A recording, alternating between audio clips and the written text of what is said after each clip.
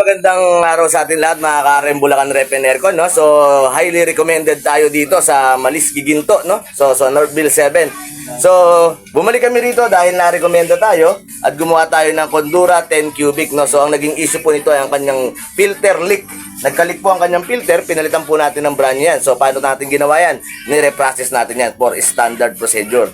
So, ano ba yung standard procedure natin dyan? So, leak test muna, bago re-flushing, tsaka natin palitan ng bagong filter, charging free yun, vacuum. Yun po ang ginawa natin dyan, no? So, pinalitan din po natin ang kanyang thermostat dahil pinalitan to ng dating technician ng tagto 250 pesos na thermostat. Kaya binalik natin sa kanyang original.